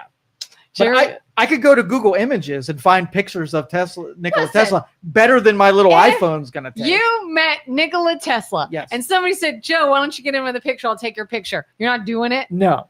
Yes, you are. I would not. You know how many times I get pushed into lie. pictures? I'm like, why am I even doing this? So many times. Okay. Autograph. Get his autograph. Would you get that? For what? For what? What am I going to do with this autograph? You're Forged such checks? a liar. Forged checks? What do you need an autograph for? Do you want something to take with you? To be like, I remember the time I met Nikola Tesla. I know that I met him. I don't have to, like, if I said, Kellen's not going to believe me, I better get some kind of marking and say, I met Nikola Tesla. I don't care that much to have you believe me that I met Nikola Tesla. I got to ask him my question about physics and his imagination and how he concocted innovations. All right. You're at a baseball game and your favorite player hits a home run ball and you catch it. Mm-hmm. You're going to be like, this is great. Or you're going to be like, I don't care about this. Anyone want it? I give it to the kid who's going to be way more excited. Kids? What if there's no kids and you love the player? I'll say I needed a baseball at home to play catch with my kid anyhow. Such a liar. We did. We threw the baseball and went under the bushes and we lost it. So I'm down a baseball. I absolutely need one. So if I go there, I'm looking to catch a ball so that I don't have to buy it. Does your body even produce like tears or no? I have not. That was a conversation last week. Trying to remember the last time that I actually cried was a long time ago. Really? Long time ago. And it wasn't even in a sad situation. I was overcome by patriotic emotion. I think it was at an air show. And they did all this United States flyover. I was just, it was so much. It hit me. I started bawling. Yeah. Yep. You haven't had that in years? Years. Like, can't even remember. I probably have it once every couple of weeks. No surprise, Kellen. No surprise whatsoever. I could watch a movie and I'm in tears. Jerry says, I like it when the celebrity can be a normal person and not use their actor character. Martin Sheen protesting and getting arrested while blending in with the others, not being at the center of attention. I must now go buy myself my new Lincoln. All right. Thank you, Jerry, and enjoy that Lincoln. It'd be cooler if you did. It'd be a lot cooler if you did. Carter says, true. Dennis says, I'm equally tired of the what aboutism comparisons to other acts of violence. Yeah. And the thing is, we're not good at hearing things that we disagree with, but we're also not very good about debating those things. We go to these strategies that end the conversation. Everybody wants the jab. Even with the mic drop. Yeah, right. And that ends the conversation. You don't want to win or end the conversation. You want it to be always in the state of being perfected, right? Yeah. And so if you can add something that I didn't think about or I had a little blind spot on, then I get made better because of it. I'm not here to own you, right? Yeah. I know that I could own most people on these debates only because I'm more well-read and more researched out. But I know that everybody, even people that I really disagree with, are my favorite conversations because they throw out an angle and I'm thinking, did I not see this for a reason? Why did my brain not go in that direction in the first place? And I contemplate and I internalize it and I'm made more whole because I take in more information. Not worse. Yeah, I saw someone on social media. They had posted a quote of Charlie Kirk's, and they were somebody who was not upset that this happened to him. And they're like, look at this horrific thing he said. And then I shared like, okay, well, you should probably know. Here's the entire quote. You took that out of context. Here's what he actually said. Here's what he said before and after. And now it makes more sense. And it's actually not hateful. Oh, look at this. He said this. Ha, ha, ha. And I was like, oh, you just want to argue. Yeah. You don't actually care that you might be wrong. You don't actually want to talk about this idea of misinformation or taking things out of context or the idea that someone might have two different pictures painted for the. No. It's none of that. It's no understanding involved. It's just you're trying to get a gotcha. Well, all right. So Tyler Robinson, when he came from a Christian law enforcement conservative family, there were certain people I watched and how they responded to it, that he's a conservative MAGA killed MAGA, right? And I just knew from the profile of what happened, there's no way that this kid stayed a conservative and was a MAGA donor and all this kind of stuff. And I'm like, I'm going to watch these people. And after it comes out that he was none of those things, I want to see what they say about it. If like they say, you know what, I was really wrong and I was too confident in my deal, made myself to be an idiot, and I'm sorry for doing that. That's one thing. How many of those I'm sorry's happened at all? Zero. Yeah. Zero I'm sorry's. About 25% of them continue to say he was MAGA and gaslit everyone, almost as in a delusional state that even though there was more information, they weren't coming off the thing. And then the rest of the people just switched gears and pretended like they never even said that before and just went on to the next criticism. Or what they'll do is say, oh, we have an update. We were actually wrong about this. He didn't say this. Very few. And there's no remorse behind it. There's no, I understand how detrimental that was. It was just, oops, it was actually this, not this. And you know what the real injustice is? There's one person who did retract and say I was sorry, and his movie failed, and he is a villain right now. So you have 10,000 people who didn't say the truth when they were hit and zero consequences. The one person that told the truth and actually said, I'm humble enough to say that I was wrong, got plastered, right? Was that Stephen King? Stephen King, yeah. Yeah. And same thing with Al Franken was another good example, right? So you have people in Congress who say, I didn't have extramarital affairs and whatever. Al Franken said that he did it, and he resigned from Congress. So the consequence went to the honest person, and the people who are the real idiots are still freaking there. So what does that reinforce in our culture? When doing the right thing, always, even though it was a noble thing, I have respect for those two people for that moment, but they're the only ones that got to pay consequences. There is, I think, a PR idea of don't ever apologize. No. The upside is minimal at best. Yeah, in that realm. Which is a shame to me and probably to you and anyone else rationally thinking, if I get a legit apology, I do feel better towards you. Right. But there is a very big sort of PR movement that says when it comes to dealing with public things, don't ever apologize. Don't ever admit you were wrong. Just keep it going. Yeah, and that's why it'll just be worse. We've given stupid people a voice. They don't know how to argue. They don't know how to hear things that are whatever. The people that should be in this conversation are just the smart people who deserve to be there. Everybody else should be given something to do that makes them not pay attention to the places that smart people are required to be. So that's where you have the people that won't come off their ideas because they didn't have a contingency plan B that if they were wrong. So they got to stick to it because it's like the only verbiage that were programmed in their dumb brains. Yeah. Speaking of the dummies, these killers, I saw a really interesting video yesterday. And I'm not saying I believe this.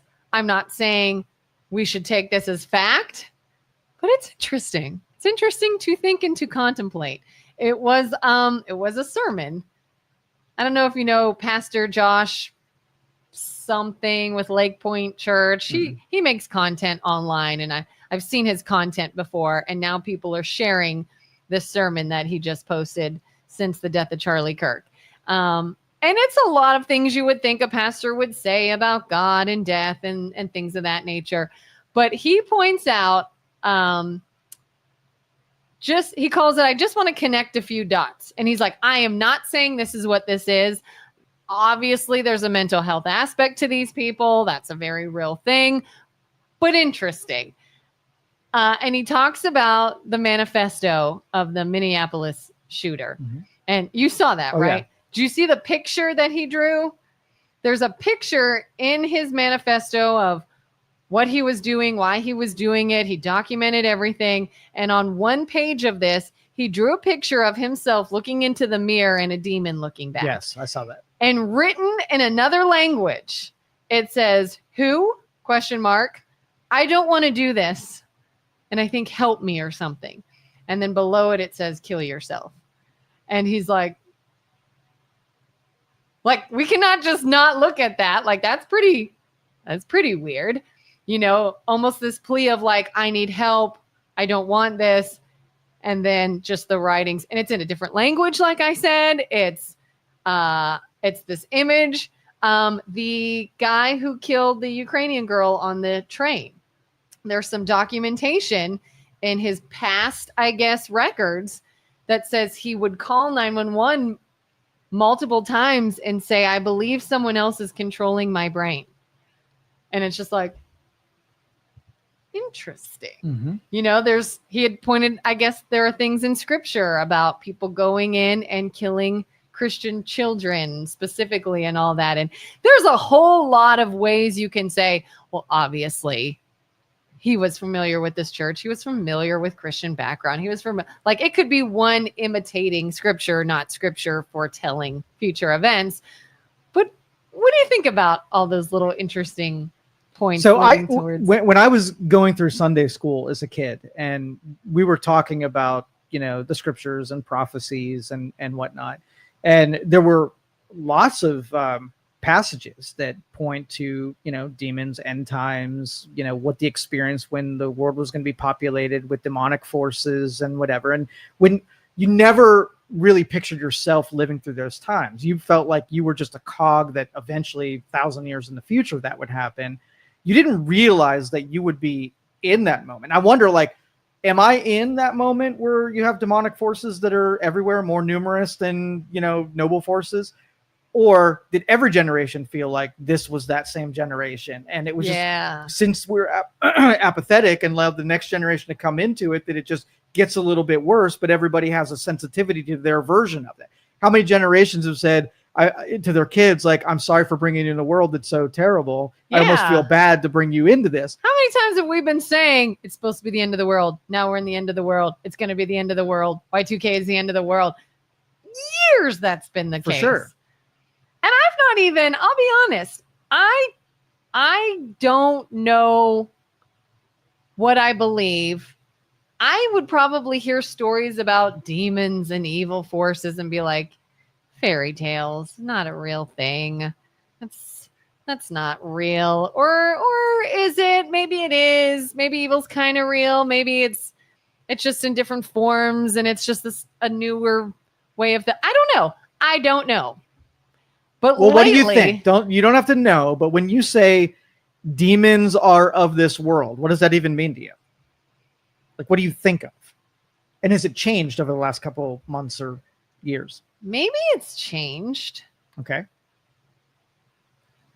I don't know if I believe in actual demonic, of the devil entities that come from hell and are these literal spiritual beings that are bad, wreaking havoc. I don't know if I believe that's real or not. I'm curious. I wonder. I think maybe. I don't know.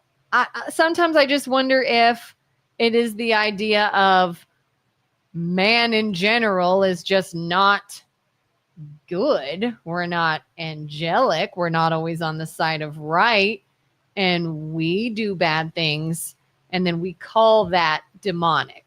You know, we say, oh, this evil entity caused this, when really it's, no, humans themselves can just be fallible and twisted and sick in the head and whatever, and do things that we would call evil because we have no other way to emotionally describe it.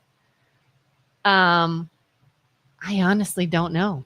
So I'm with you. I don't think there's, it's not a physical thing. I think it's a physics thing. And, like picture like electrons, neutrons, protons, right? There's attractions to different things based on how many or how dense something is. So if you have a lot of electrons, it draws in, the opposite forces of whatever it is. And Genesis sets it up that we are born all positive, right? We are unflawed, unfailed. We're as perfect as you can get when we're born. and you spend the rest of your life trying not to become cancer, right? Trying not to evolve into something that, obviously everyone decays, that positive force decays as time goes on. And you can attribute that to more of a sociological part where societies also will decay as it moves on. And death and renewal is what recreates the perfection. And then all your goal is to get it to stave off the death and decay as long as you possibly can. So there are people that are trying to keep themselves healthy, which means it keeps sickness at bay. It keeps the negative things from happening because you're having actions and motives, right, on purpose to keep the negative things out. So once you take a scorecard and you say what things are healthy and good and what things are all of the vices and sins. And what I'm going to try to do is, I know that I was only born in a perfect state and I'm gone from that. So no matter what, I'm going to have some of the vices and sins in my world. And the goal is to do everything you can to minimize the list of vices and sin that make you die and make you become cancer. And then you got to then project that onto in a greater society and say, like, I can control me, but I can control my neighbor and the academic institutions and the churches and the governments. I can't control any of that. And if it's happening to me where I'm becoming cancerous every more day, even if I do everything right, I'm decaying and dying, and I can do something about it. What about the people who aren't doing anything? That means they're letting the decay just happen as rapidly as nature intended it for it to happen, where it reclaims their body and goes whatever. But then society as a whole, if there's nobody really pushing on people to become better and to stave off the decay, you get where we're at right now, right? Mm-hmm. So fortunately, I think society becomes a reflection of us. Something chaotic like the entropy happens, and we all snap to our better senses of knowing what's good and what's bad. Even the people who are delusional and thinking bad things are actually good and vice versa, they know deep down in their soul what is good. When they have a celery stalk and a cheeseburger in front of them. And you can make the justifications all day. And if I say, hey, here's the deal. Sorry to say, but the next thing that is bad for you, you're going to die. When I hand you the cheeseburger and the celery stalk, you're going to know which one to choose, right, when it actually counts. You could say, this cheeseburger is not going to be the one that kills me. If I tell you the next sin that you make is going to be the one that puts you in the ground and you value your life enough, you're going to pick the celery stalk because you know it. And so all of these societal people who want to change the power and control away from virtues, when there's a consequence and hell to pay, when you see Charlie Kirk getting killed, there's got to be some people that say, well, what if it's me being killed? And I got to do something with that, because if my mortality is on the line based on what society has become, I might be a victim of exactly. I didn't think it would get to that moment, right? Where I wasn't hoping and praying that everybody would just go around getting shot by people that they disagree with. But that's where we're at right now. Yeah. And that is the demon of our lifetime, the festering cancer that we allowed grow to the point where it's no longer under our control. It's bigger than who we are. And now we're a victim of the thing that we were fighting so hard to create. Like we nurtured and made our own evil. Because it didn't kill you today, right? You still did all of the things that made it stronger. And then the Satan or the devil or the evil were all of those things that will one day are going to claim you, and then one day be so powerful that you can't control it anymore. And that's, like I said, we're in that crossroads, I believe, right now. So kind of like when we talk about, like somebody seeing this a horrific situation saying, oh my gosh, this is so terrible, this is not okay. And it's like, what did you curate leading up to this? Like, but you fed this, you fed into this, you kept this going, you pushed the narrative of this. And then when it finally comes to a boiling point, you're like, oh my gosh, I can't believe how bad things have gone. But thankfully, those people are few. Those are the minority. They really are. Okay. So think about, like, those are the captured people who aren't reasonable and aren't smart enough to be in this conversation. So I don't want to really talk about them. So if the Charlie Kirk thing happens and a bunch of middle ground people all went to church this last weekend. Okay. So think about why would they go to church all of a sudden? What would take a middle of the road, apathetic person all of a sudden have the idea to go to church this Sunday? I think a couple of things. Go ahead. I feel like, that pastor told a story actually about, it was a biblical story, and I'd have to think for a minute to get it right. But somebody in this Bible story witnessed the murder or the killing of someone else who was killed for their faith, and they went, there must be something to this Jesus thing.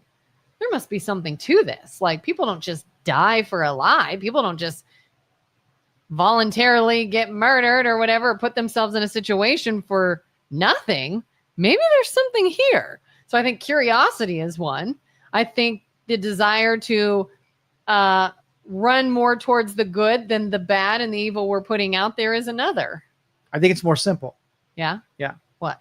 When people feel threatened, they start doing the things they know they should have been doing all along, like my example with the celery stalks, right? They knew all along that they should be, warming up to things they don't understand and getting guidance by philosophies that are greater than them. And but in the regular life, we become apathetic because we go inside ourselves and we look out for ourselves. And the inconvenience of going, there's no reason or value in going to a community. Like, I'm doing okay. But the minute that your house gets broken into, you should have had an alarm system and lock your doors all along. But the thing you should be doing, it took a chaotic event for you to say, holy shit, alarm system right now, super important. I'm going to church. And so same thing, you have a heart attack. And all of a sudden you come to your senses and start doing all the things that you know that you should be doing.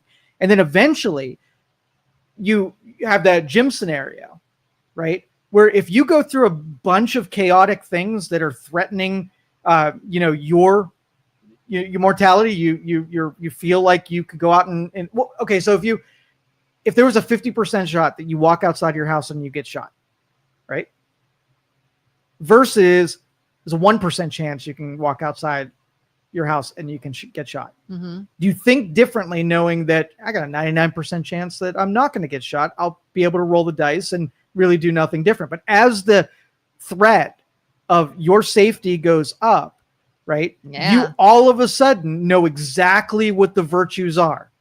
100%, and you start acting on them with way more motivation than you did before. And you get the realization that you don't have to wait till a chaotic event. Human beings will, because we're apathetic by nature. We wait until the burglary happens to have the idea of the alarm system. We wait for a heart attack scare before we go and start eating healthier. We get to the end of the year and do our gym yearly routine of going there. But anyway, but that's going to be the writing where it seems like demons, right, have way more power and way more influence right now. And good people, like, when's the last time, I know you go to church, but when's the last time you heard about the church doing anything, making the news about anything, making an impact in your community? When's the last time? I don't know. I don't know if I've ever heard that. Yeah, they've been under the radar. They've been servicing the 70-year-olds that knew what they should be doing and had the discipline to stick in. But then people our age, right? Mm-hmm. Life's too complicated for that. And you bow out of it. It's not real important, because you're right. It wasn't important until you get gut checked and say, holy shit, like, my priorities were kind of wrong and backwards for a long time now. It's funny, the people I'm seeing now with the argument of, I don't need religion or God to tell me how to be a good person. Yeah. I don't need to know what good is through them. And then you celebrate the death of someone, and I go, I think you do. Well, it's a good hypothesis. It's a question. Can I be good without the accountability? And I'm going to say, most people can't be good without that accountability and discipline. So sure, there might be 10% of the people who will eat healthy without having the heart scare and don't need you to tell them that they should go to the gym, and they can get their ass off the couch and go to the gym. 10% of the people can do that. 90% of the people can't. So when it comes to putting, thought experiments in front of those same people, here's a situation, right? Easy is going to be evil and hard is going to be good, right? You're going to need some details, versus the principled person who say, well, I don't care if it's hard or easy. I'm going to do the good thing no matter what.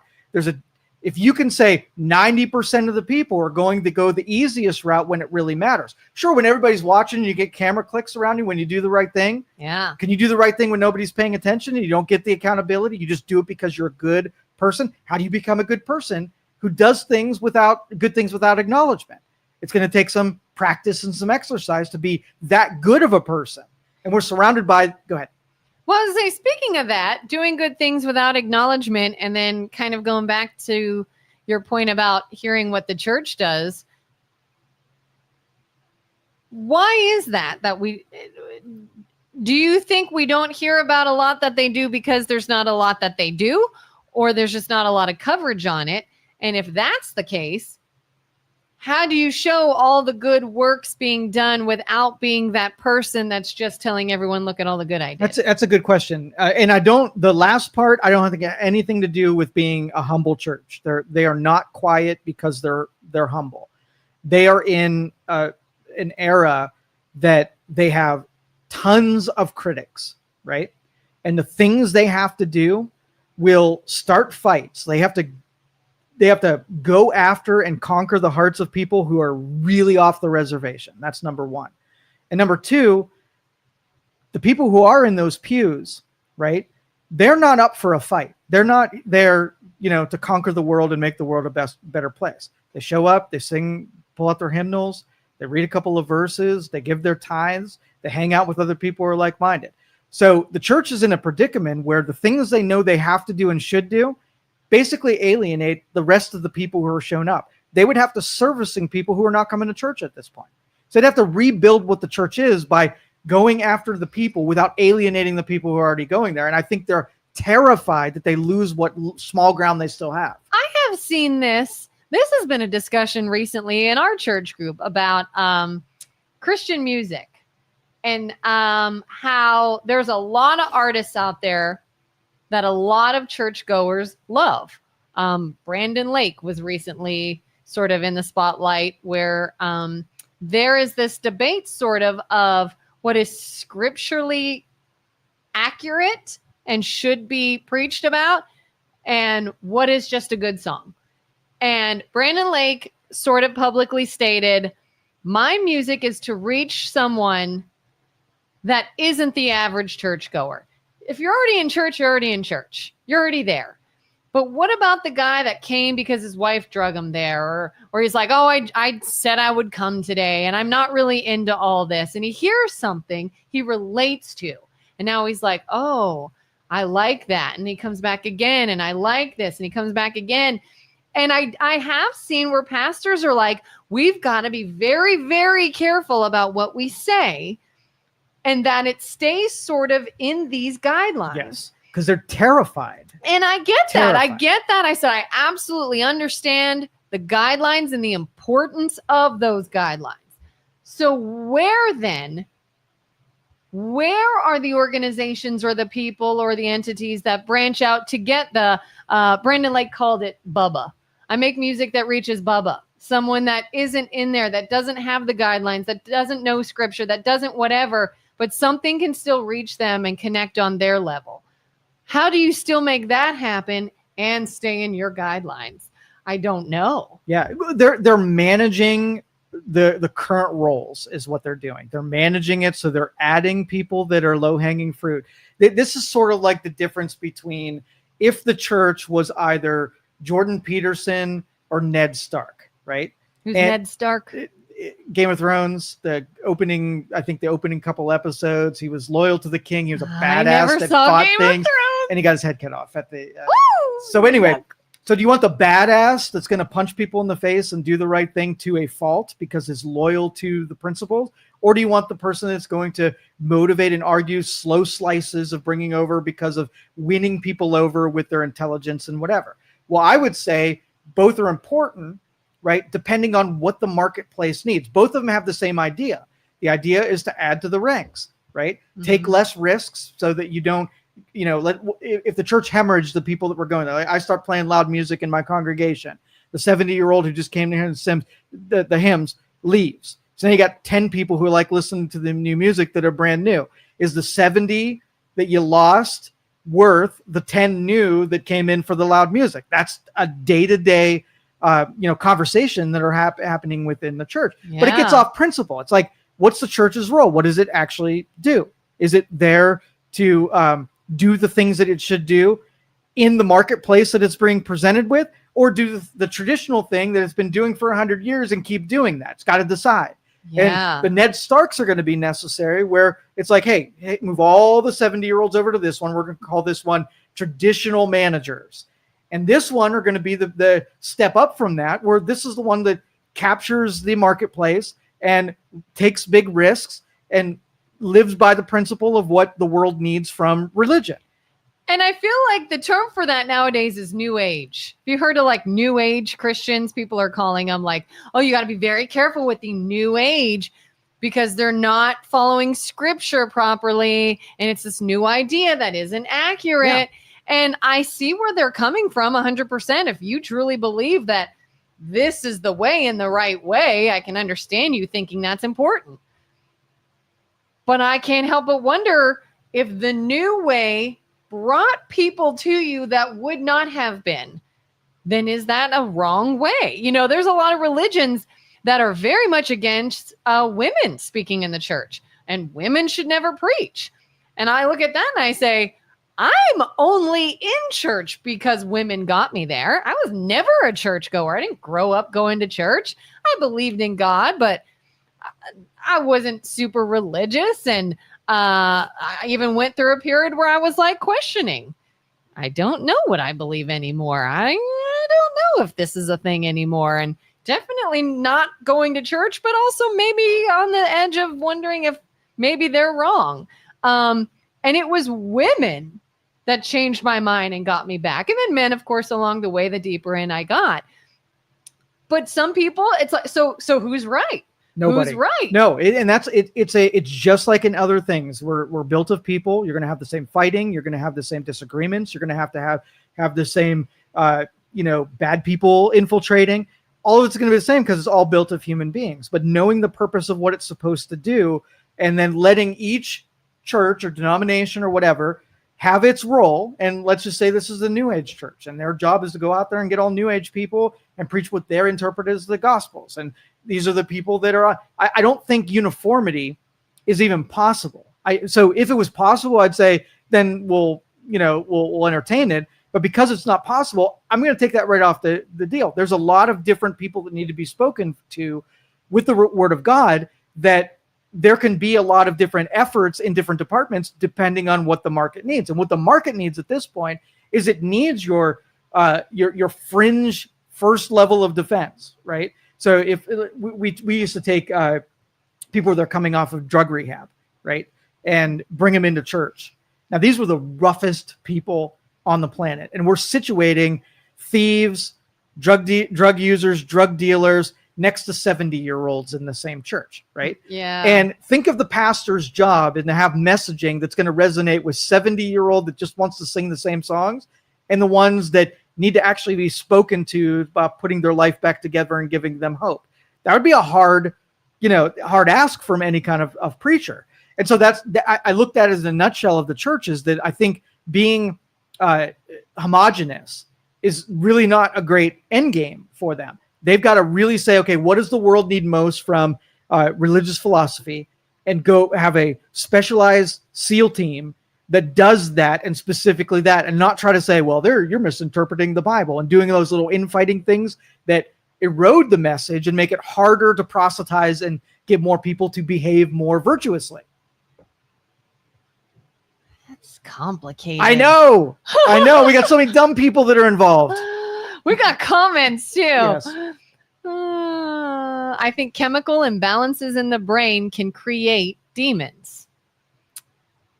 So again, would you say that's using the term demons as just a human characteristic? It's a snapshot. It's a measurement.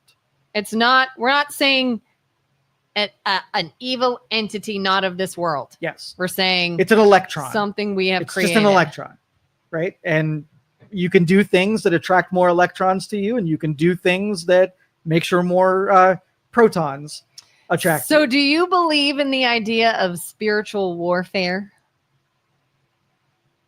Do you know what I mean by that?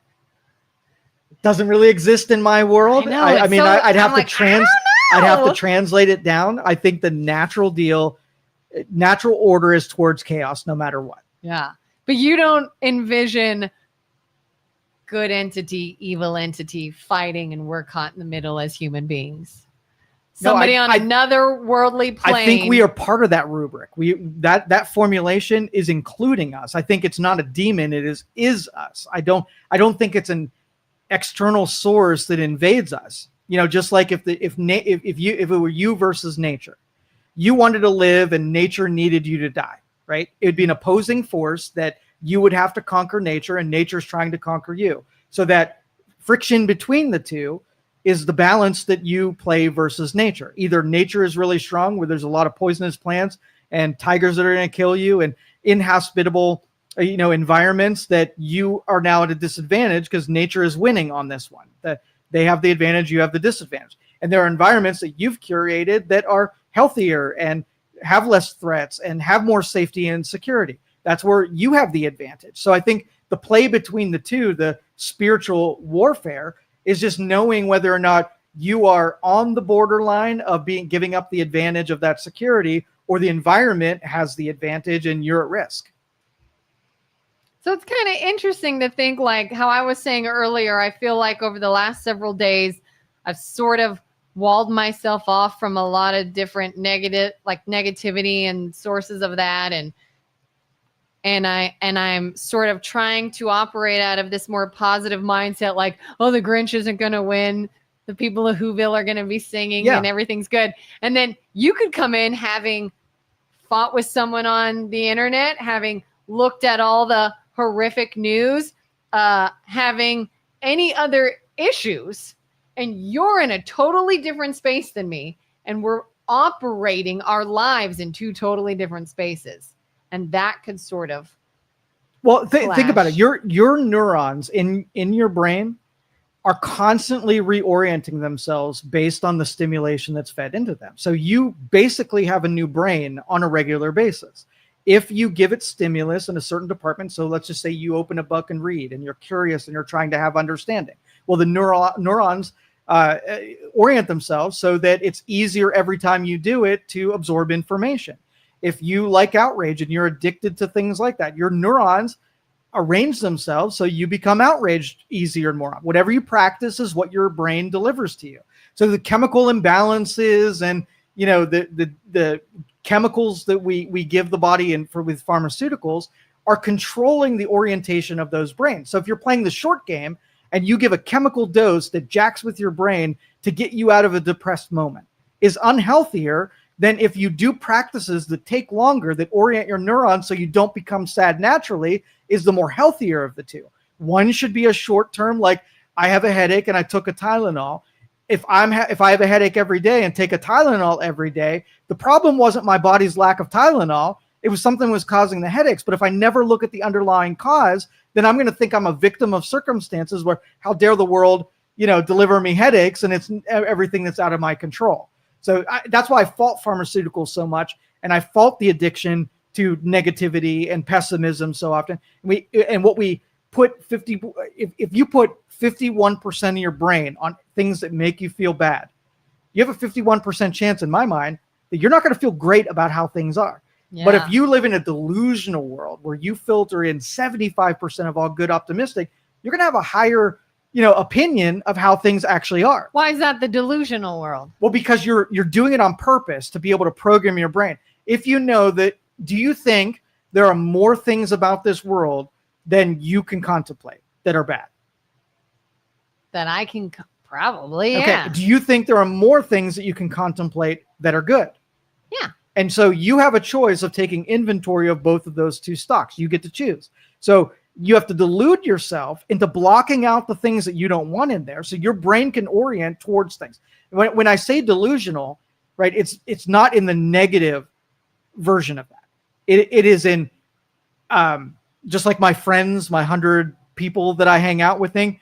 If there are 350 million people in this country and you can only invite 100 of them to give attention and energy to, are you deluding yourself and excluding certain people on purpose? Yes. If you don't try to keep anybody out, what's likely to happen? There are going to be things that come in and things that go, people that go out. You're not really picking them. You're not on purpose having them around you. So sometimes you might have a bad friend experience, and sometimes you have a really good friend experience. But if you don't take stock and say, well, I caused this by not being